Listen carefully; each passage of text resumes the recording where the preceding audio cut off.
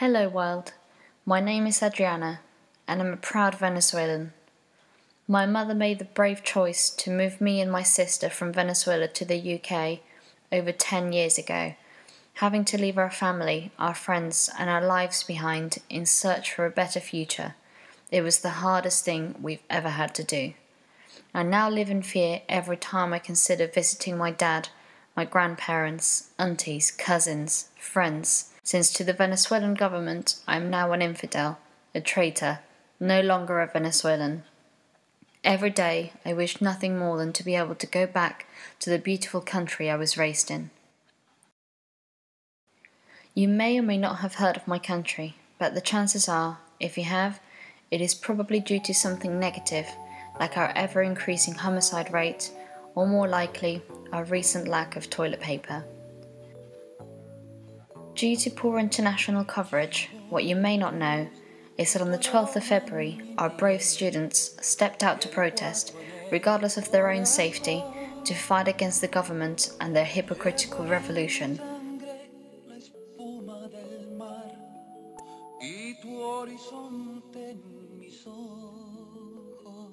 With many of them being beaten by collective pro-government groups, by National Guards, smashed with helmets, losing their eyes or lives after being constantly hit by expired tear gas, even into many of their own homes, dragged around concrete roads, shot at and sadly killed. These young people have been out there day after day and have been joined by parents, grandparents, doctors, journalists, to name a few.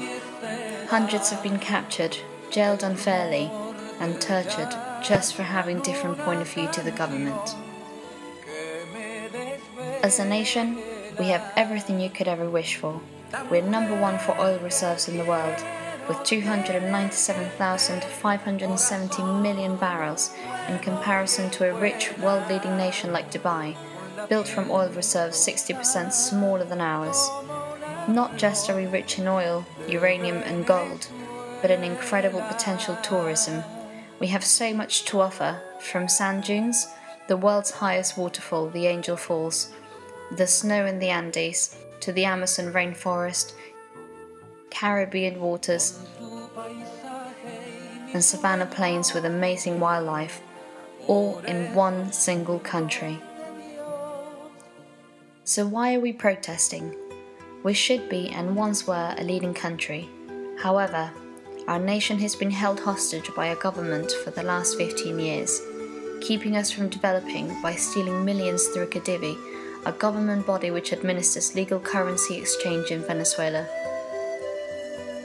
By giving away oil to corrupt nations, including Castro's communist playground Cuba, and demolishing ties with big countries like America, a country who could otherwise rely heavily on our reserves. After 7 currency devaluations since being in power and 53% inflation, this government has single-handedly destroyed our economy and its citizens' lives. Unsatisfied with these figures, they have also crippled private businesses and national industries through expropriation and nationalisation. So many companies have been taken over that no one seems to be able to count them all.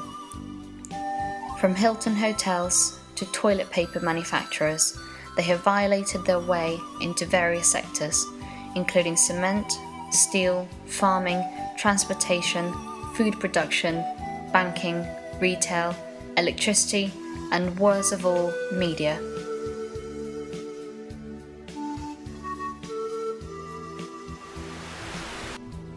This has obviously led to major companies cutting all ties and leaving Venezuela for good, in fear of being one more line on the government's tally chart. Due to all this, we're incredibly low on life's essentials on a daily basis, queuing up for hours just to get some milk, meat, flour, sugar and more, knowing full well you may leave empty-handed once you get to the end of the line. Having to make friends with every supermarket staff member you can, in case it can give you an idea of when you may be able to get a pack of toilet paper. Anytime you buy anything in Venezuela, you have to give the cashier your citizen ID number so they can keep track on what you're spending your money on, and now more than ever, so they can see what essentials you have already managed to buy in the last day, week or month, to ensure you don't buy more than you're allowed. However, President Maduro insists the government is not rationing its people. Nowadays in Venezuela, it seems someone's life is worth nothing more than a mobile phone, a tin of powdered milk, meat, or even just a bag of flour or sugar.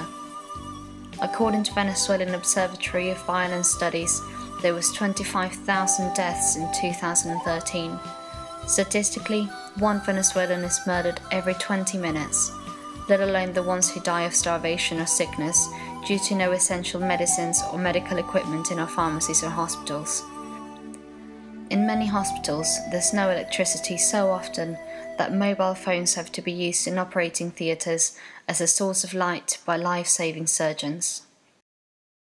My people can't even be informed of what is happening inside our own country due to our apparent democratic government censoring, taking over and shutting down independent media, and now even limiting access to social networks such as Facebook and Twitter. But why should we be surprised when government ministers tell us, and I quote, that they prefer to keep the nation poor and uneducated rather than seeing them turn into middle-class squalods? Porque mi mamá no tiene que pagarme una universidad, mi mamá no quiere pagarme el lujo. Todo lo que tengo lo he ganado con mi esfuerzo, porque quiero salir adelante, porque no quiero depender del día de mañana. Pero ¿cómo hago si en este país no se puede? Por mucho esfuerzo que se tenga, ¿cómo hago? We're no longer in a civil war between Chavistas and the opposition. We're Venezuelan brothers and sisters fighting against injustice, a greedy and corrupt government. Imagine the armed forces who have sworn to stand by your side and protect you, turning against you, torturing and pointing a gun at you, at your friend, at your mother, at your brother or your child. This is what so many people in my country are living on a daily basis. Just put yourself in their shoes. We're only armed with cameras, anguish and courage. And like collective groups and guards with their tear gas, batons, guns and even war tanks. Hace falta que más gente muera para que todos podamos salir adelante. Razones, piensen que sucede. ¿Cuántos venezolanos tienen que morir para que esto se acabe? Para que dejemos de agonizar día a día. Quítense su uniforme, que hoy debería darle pena usarlo.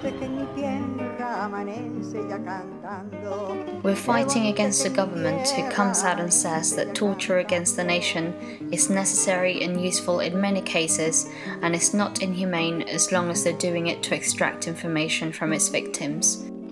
Fíjense, la tortura tiene un sentido, por eso nosotros tenemos que ser muy rigurosos con el uso de los términos. La tortura se emplea para obtener, se le inflige sufrimiento físico a una persona para obtener una confesión.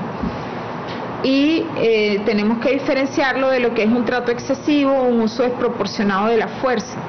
Y sobre la base de si es tortura o si es trato cruel, inhumano o degradante, se establece la entidad de la pena y la proporcionalidad del castigo. We're fighting against a so-called president who threatens its own nation with violence and death just for disagreeing with him. A president who sends National Guards to the streets against us, while reminding us that we're still a democratic nation. The Rome Statute of International Criminal Court, Article 7, Crimes Against Humanity, clearly states that any of the following acts, when committed as part of a widespread or systematic attack directed against any civilian population with knowledge of the attack, are a violation of our citizens' human rights.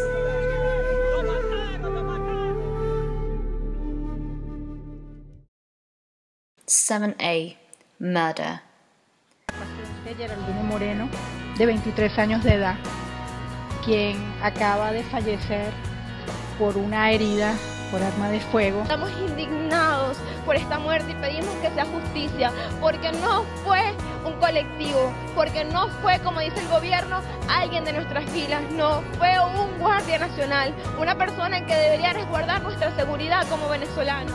¡Respete ya a este pueblo, que estamos cansados, señor! ¡Entiéndalo, Maduro! ¡Entienda el dolor, el sufrimiento todos los días, Dios mío! 7E. Imprisonment or other severe deprivation of physical liberty in violation of fundamental rules of international law. 7F. Torture.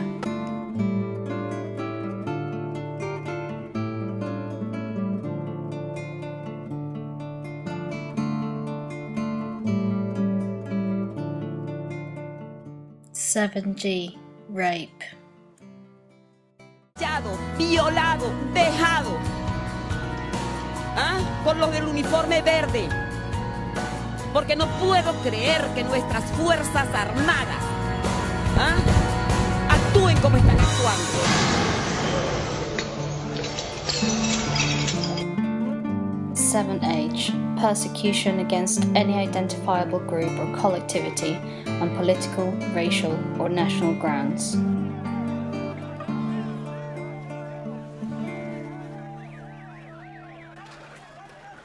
Instrucciones muy claras a los cuerpos de seguridad del Estado de asegurar las ciudades principales del país, y quien salga a tratar de ejercer violencia sin permiso para movilizarse será detenido, sea quien sea. 7K. Other inhumane acts of a similar character, intentionally causing great suffering or serious injury to body or to mental or physical health.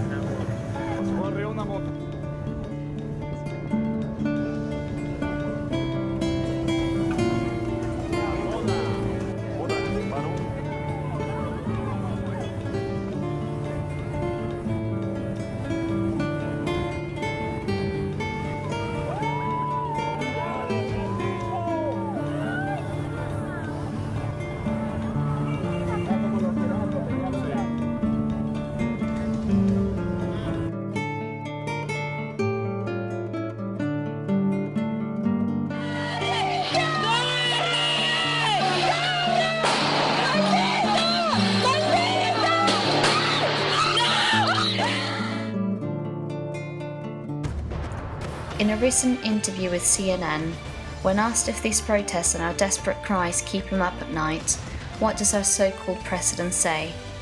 That he sleeps like a baby. Meanwhile, the rest of us cannot get any sleep, knowing every second of the day that our lives are constantly at risk. ¿A mí? Yeah. Yo duermo tranquilo. Oh, I sleep very peacefully. I have no Duermo problems feliz, to get. duermo como un I niño. sleep like a child. ¿Ves? Really? Yo me acuesto muy... And luckily, Tengo tranquilidad. I'm a espiritual. peace of mind, Y sobre todo total la peace tengo of porque- mind. And Help me raise awareness of the situation and the crimes against humanity being committed against Venezuelans. Please share this with your friends, family, colleagues, and help not just me and my family, but the millions of Venezuelans in the world. From the bottom of my heart, I thank you.